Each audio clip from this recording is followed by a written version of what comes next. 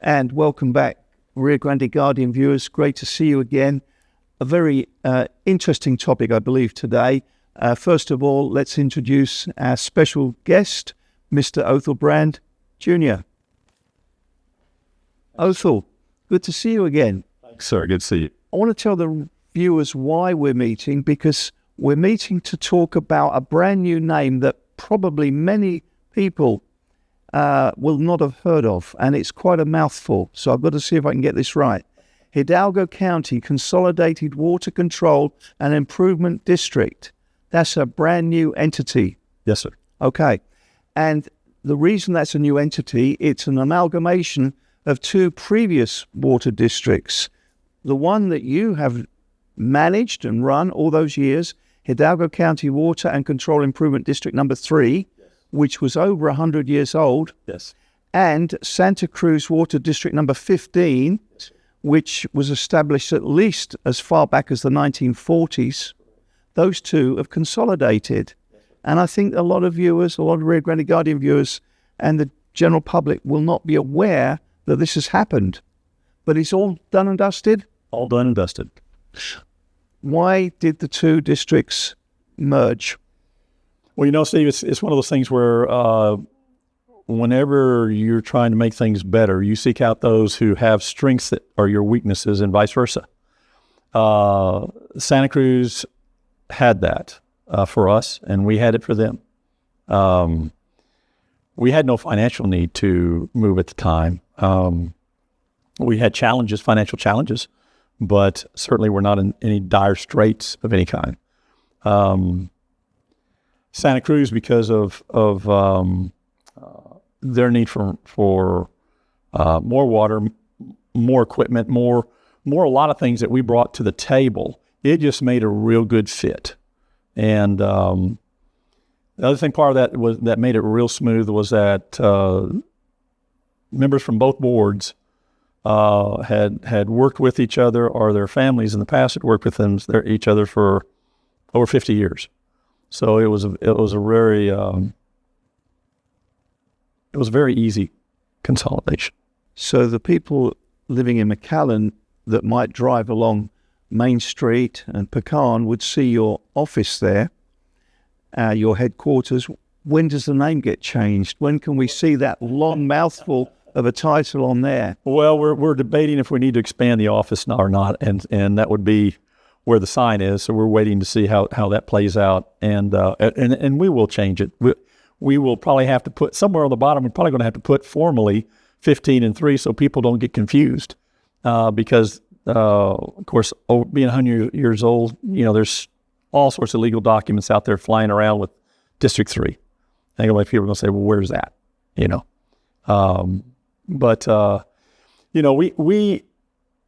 The districts were formed originally for farmers.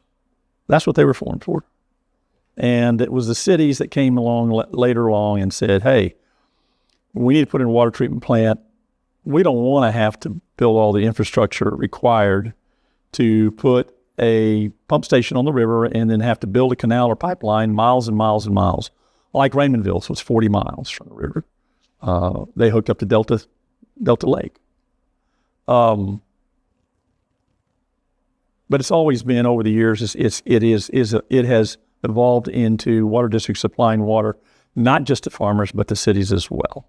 Is it fair to say that Santa Cruz geographically is was much bigger than yours and catered more for farmers? Exactly, which is what we felt like, that's something we needed to get involved with again. I mean, more so.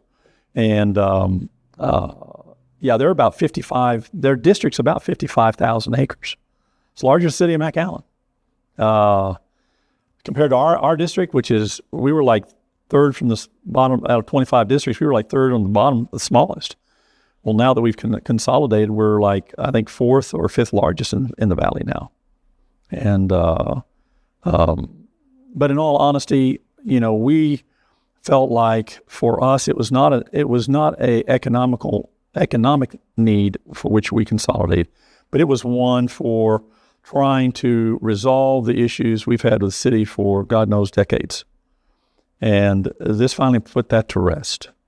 and that is that we are no longer, as a consolidated district, we're no longer the majority of anything in the city of McAllen. Yeah, the complaint always was that almost all the water you produced was purchased by the city for its residents. And why did you need to exist if almost all the water's used by the city of McAllen? Why not let the city of McAllen run it? Well, And that's all changed now. yeah, it's all changed now. And we used to tell the city when they come, we said, I would, every time, the first 2 or 3 times they came, I said, well, that's fine. Let me go talk to the farmers. Let me go talk to people in the district. And the farmers, to the man, adamantly said, absolutely not. I did not understand, having my father been mayor for city of McAllen for many years, and us involved in city politics and city government for so long, the rift that exists between cities and farmers. But once I came to number 3, I understood it. And what was the complaint of the farmers? Why did they not want to be administered, their water supply be beholden to the city leadership? Well, for some of it was because of the experiences they've had with the city in the past in other issues and other situations. But 2, when we told the city this, farmers were not stupid. They understood this. When we talked to them about it, we says, well, look, you can't do it any more efficiently than we're doing it. And they openly admitted, no, we can't. It will cost more for us to run the district. Well, then why? Because it's going to be the users that are going to pay that cost. And my farmers got that, and they said, we don't want that. We like the fact that we walk into an office with 2 girls, and they all know us by name, and that your board is a farmer-minded board. It is a friendly board to farmers. They did not find the city being friendly to them. And even the people did yards and pastures in the city. At the first time we took the survey, and we called them, over 90% of them said absolutely not. Now, your takeaway from that is, remember that over 90% of the people in my district live in the city of McAllen, and they choose us over their city to handle their water. Well, that's good enough for me. So I went back to them and says, no. They said, well, we're going to come after you anyway. Okay. And so once this Consolidated went, that took that argument completely away. And I think they've come to the realization they can't get the district. They being the city of McAllen, and they cannot touch the water. They can't touch it. That's been said. Does this mean with the Hidalgo County Water and Control Improvement District number 3 no longer in existence, does that mean all those lawsuits just fade away? No.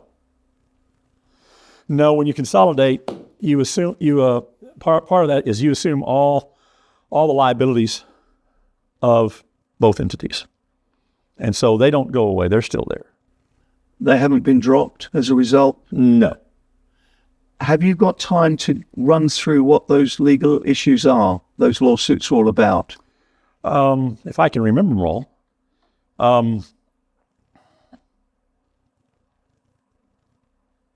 Well, one is that we have a contract with them. Well, that's not a lawsuit. You're talking about lawsuits or disputes. Disputes. Well, tell us about that dispute over the. Well, right. One of the discussions we're having is that City of McAllen hasn't bought any water from our water district, who is the largest water supplier to the city. Over 45% of their water comes from us alone. Or did. But as of June the 15th of 2022, they intentionally quit buying water from us. Could they do that? Are they legally allowed to do that? Well, they have. Now, our only recourse is to file a lawsuit and that they've breached their contract. Because contract says they have to take it or they have to pay for it. Whether they use it or not, they have to pay for it. We've had that contract in place for at least, 25, 30 years with no dispute, no argument. How much money have you lost by them not taking that water?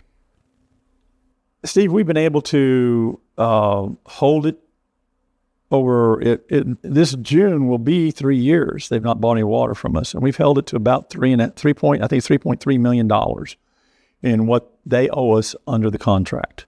We have mitigated a bunch of those. Those are considered losses to the city.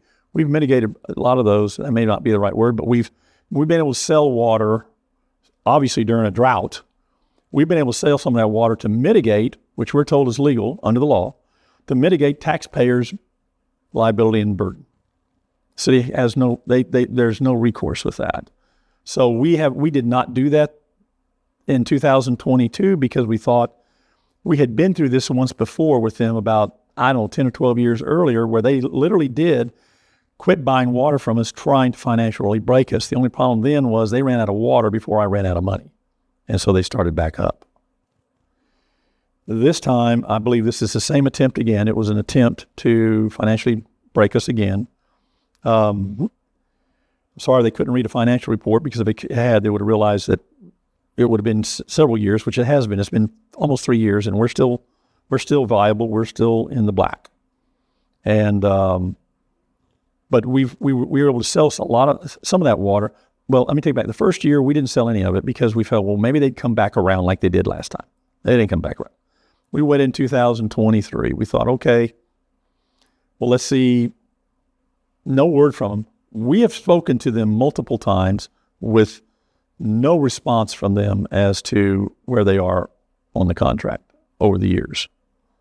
And they didn't buy any in 23. I think the last half of 23, we said, well, they're not going to buy water. And you get to a point, at some point in the contract, you get to a place where you get past the point of no return, where you cannot deliver all the water. So you might as well sell it, because you can't deliver it. And my contract says I can only deliver I can only give them what I can deliver. And so when I got to the point where I had more water than I could ever deliver to them under my system running at 100%, we started selling water that if people would buy it, and we did. This year, well, no, let's see, that was 23, 24, we sold water. We sold over half of it. The fact that the city of McAllen's gone elsewhere for its water, yes, has that cost the taxpayers of McAllen more? I mean, are the other water districts more expensive than you? Well, for them to replace our water, it has been more expensive for them.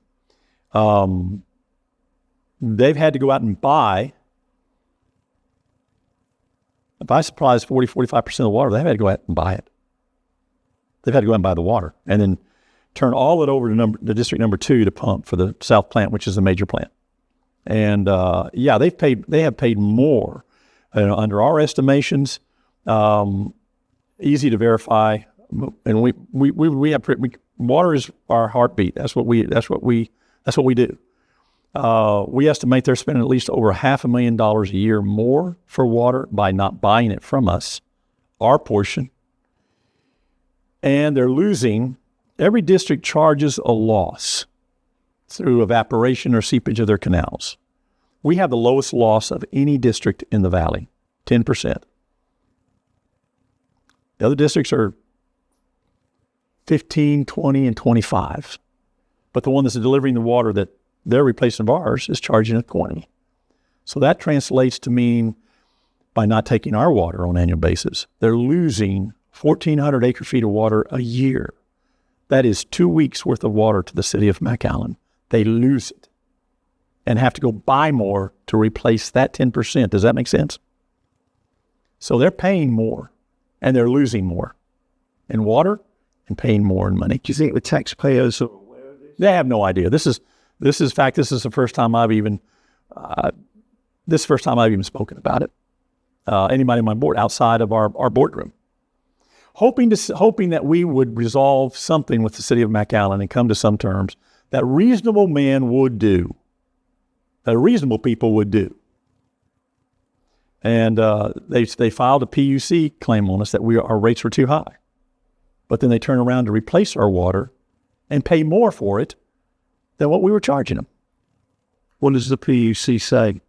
It's still pending. It's still pending.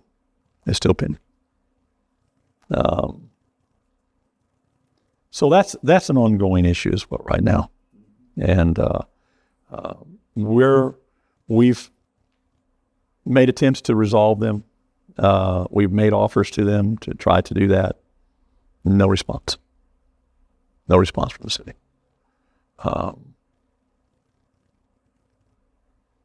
So we'll see where that goes. Takes two. So you're now a much bigger district. You've got more farmers. You're supplying more farmers than before. But you've also, I think you've got the possibility of supplying more municipalities. You're exploring that option. Oh, absolutely. I mean, absolutely. We had You've got the capacity to do it. Oh, I have a great deal of capacity for much more than what we do with the city of McAllen or any of the farmers we have in our district.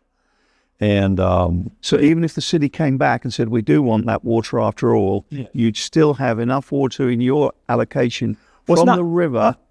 Well, it's not so much if we have the water or not. What attracts people to the idea of working with us is the loss.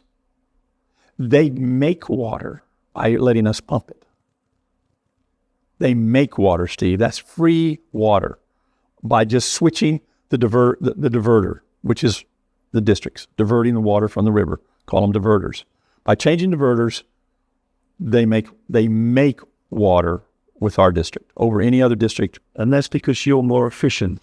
We are more efficient, and we have over 70% of our system underground, or our main system. No other district in the valley has that. Now, the comeback to anybody would say to you about that, let me just go ahead and tell you now, if everybody says, well, it's because we also right now, we have the shortest distance of delivery. But even with the extensions that we're doing right now, we entered into an agreement with Santa Cruz before we even thought about consolidating to supply them water, and signed a contract, an agreement to such, and began building a 48-inch line out to them. And when the city of McAllen came to us about the additional property they needed, most of Bicentennial is District 3 property. They have a surface lease from, I think it's almost the expressway all the way up to Pecan. They didn't pay the district anything, but we just gave them a surface easement to put in Bicentennial. And then all the way out to Auburn is us. Even past Auburn is us, out to, man, I don't know how much further, but a half a mile, but majority of that came from us. And when they did that, in the agreement, we said, but also, while you're laying Bicentennial, we want to put in a 48-inch line right beside it on our property as you go out. And we want, city of McAllen, we end at a certain point, we want to buy the right-of-way from you all the way to 107. And they sold it to us. And that deal that you had with Santa Cruz before you amalgamated, that water district did the deal with district number 3 because they needed more water. They needed more water, and they knew that they didn't have to buy one more acre foot of water if they could just connect to us, because they would save. They own 72 to 75,000 acre feet of water. And if you go from someone that's supplying to them at 20% and I come in and supply at 10%, that's 7,200 acre feet of water free. Free. That's the eye opener to anybody, especially in the situation we're in right now with the drought. So, has it been noticeable for the farmers in the Santa Cruz area? Have they noticed there's or reliability? No, we're still in the middle of consolidating both offices. The field help have had made some major adjustments. And when we got together, I told them, I said, guys, it's going to take us a year to 2 years before anybody's going to see any change. And I think that's probably where we are. And I don't think we've said yet, you're the president of the new district. I was elected president of the new district, yes. And that keeps you as busy as you were. You know, it was not. It is a little different than it was with just being number 3. It's a much more higher level of activity daily. I mean, it's daily. But because you're farming roots, Yeah, oh, yeah, you and your family, Oh, you're working with people that you know. I know these people, a lot of them, and the ones I don't know, I do understand their predicament. I understand So how far north do you go? Steve, I mean, gosh, somewhere between 7 and 10 miles north of Monte Cristo, and from Moore Airfield, almost to Moore Airfield, all the way over to the east side of 281. And after that, it's all dry land farming. Get north of there, yeah. But it is the furthest district out north, by far. So, is there anything else you would like to tell the viewers about the consolidation? About your work, because it's a very technical and specialized. Well, some people think we've had people say, well, all it is just go down and have to turn the switch on the pump. That's all. There's nothing hard about that. Well, when you're dealing with farmers and even cities, it's not. It's a lot more detailed. It takes a lot. It's how big an investment you made down at the river. In the 22 years we've been there, that I've been there, I would tell you that over 70% of the investments we've made in that 22 years has been in that pump station. And we raised it up above the flood control levee. We were the first ones to ever do that. Now, there's been a couple more that have done it since. And we did that to say, you can't flood us. Our reliability for in a time of a flood is absolutely, we can do it. We put in standby generators, 4 300 kW generators, and invested that into every pump on the facility to be able to make sure we could supply, even during hurricanes. Having been through a lot of hurricanes in my lifetime, electricity is one of the things you lose. And I used to get a lot of people scoffing at me. Said, "Why in the world would you do that? Go to all that trouble? Because when you're in a flood, farmers don't need water." I said, "You're absolutely right. Farmers don't need water during a flood, but you know who does? Cities." And everybody on my board at that time were all citizens of McAllen, the only board in the valley that was, and we took care of McAllen. You must have got a lot of plaudits from the city when. In those we have had flooding. I want to say you've just carried on. I've carried on. In 2010 when we had the flood, and if you remember, man, and we supplied. I never forget that Pilar Rodriguez, I believe, was a man, called me up from the city, and I believe it was number one. No, United, and 2 were both. United had to shut their whole pump system down and pull their pumps out, which just literally shut down the north plant. And then number 2, which supplied to the south plant, was within like 12 to 18 inches of being over flooded, and nobody knew what the water level was going to be day to day. Mexico could never tell us. Nobody knew. And I remember Pilar calling me, says, "Othal, are you going to be okay? Are we going to be okay?" And I said, "Pilar, you put your head on your pillow tonight and you sleep well. There is not going to be one bit of problem. There is no way we won't be able to supply water to the city of McAllen." And I remember for those 3 months that flooding, the floodway was open for 3 months. We've supplied 96 to 100% of all the water the city of McAllen consumed by ourselves. If we had a flooding situation again, even though at the moment the city of McAllen is not taking your water, would they, at the same sort of level of flooding, would they have to come to you? I'd pump it whether they came to me or not, especially if the other districts were in jeopardy of being lost. Absolutely. So those are all the questions I had for today. Have I missed anything else? Oh my gosh, we could talk here for another couple hours, Steve, but I think that's enough. I probably so. Just on the consolidation and the impact it's going to have. Well, the impact it's going to have, it is going to be a great, we're pursuing the grants to continue the 48-inch line out to them, to what we call the north end of the district now. And we figure that's a 3 to 5 year project. And we're really looking forward to that, because that's not just saving them money, but it is able to pump them additional water to that end of the district, which is in need of water. Always. Even with 75,000 acre feet of water, they still have needs all the time. And they're really excited because they've never owned a pump station. They've had all theirs delivered by another district. And now, for the first time, they've got their own pump station. And all they got to do is get a line to it. And so a lot of great prospects. And I think the other thing is that the growth for this end of the valley is all into our district, to the north end of the district, and into what's left of number 3 in McAllen and Hidalgo. And that'll continue.